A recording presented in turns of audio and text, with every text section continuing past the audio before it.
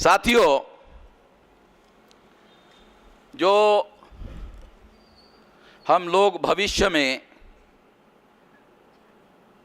अगर आंदोलन को जन समर्थन वाला आंदोलन ज़्यादा बड़े पैमाने पर करना चाहते हैं,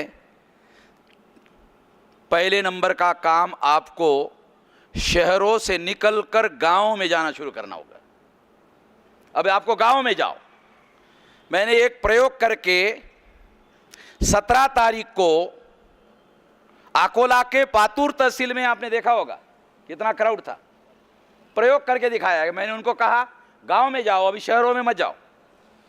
शहरों के लोग 10 सवाल पूछते हैं, 10 सवाल का जवाब दे दो तो ये पता नहीं चलता कि वो समर्थन देने वाले हैं कि नहीं देने वाले।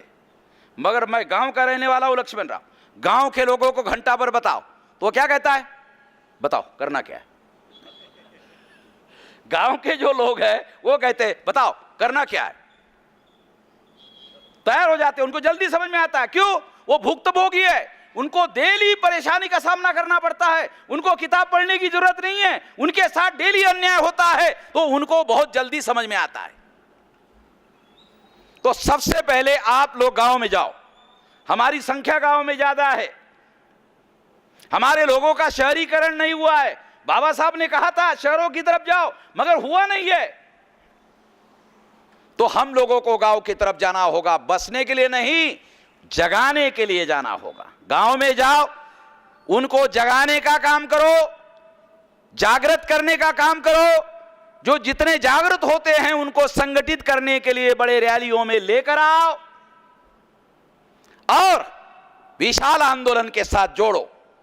अगर आप ऐसा करते हो तो ये आंदोलन सारे देश भर में विशाल आंदोलन होगा।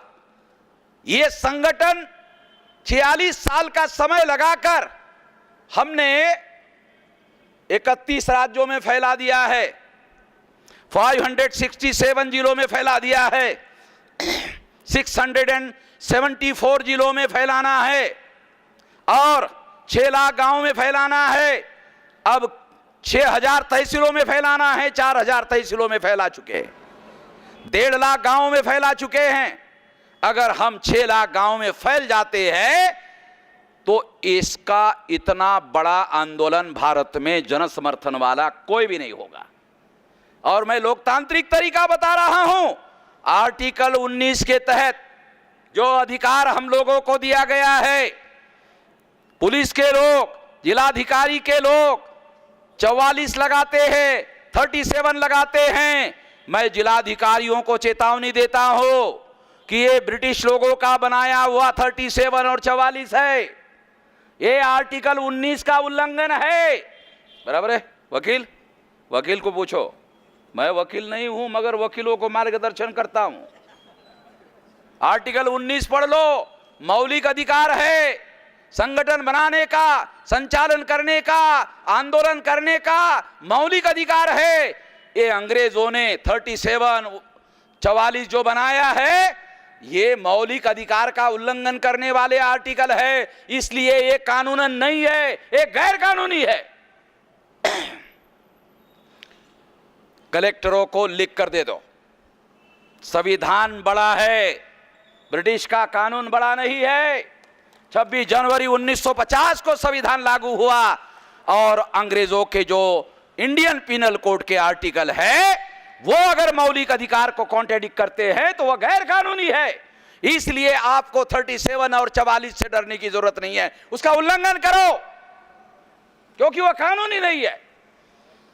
मगर हमारा आंदोलन मौलिक अधिकार के तहत, आर्टिकल 19 के तहत, संविधान के मौलिक अधिकार के तहत है और यह किसी के बाप का दिया हुआ अधिकार नहीं है। हम कह सकते हैं हमारे बाप ने दिया हुआ है, बाबा साहब अम्बेडकर का दिया हुआ है, ये किसी के बाप का दिया हुआ, ये गांधी का नहीं है, ये बाबा साहब का है।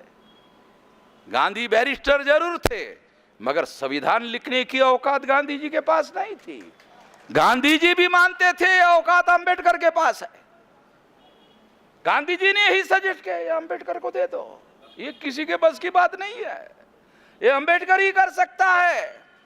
और इस तरह से ये हमारे बाप के द्वारा दिया हुआ अधिकार है, इसलिए हम हर ताकत, हर शक्ति संविधान की रक्षा करने के लिए भी लगाएंगे और संविधान के आधार पर विशाल आंदोलन खड़ा करने का भी काम करेंगे। इस मौके पर मैं आपको यही अपील करना चाहता हूं कि आप गांव-गांव जाकर जनता को इस आंदोलन के समर्थन में खड़ा करें। इतना ही काम अगर आप करते हैं तो आने वाले समय में इससे बड़ा काम करने का मैं वादा करता हूं। मैं मंत्रियों की तरह कोई वादा नहीं करता हूं, मैं समस्या का समाधान करने का वादा करता हूं। धन्यवाद।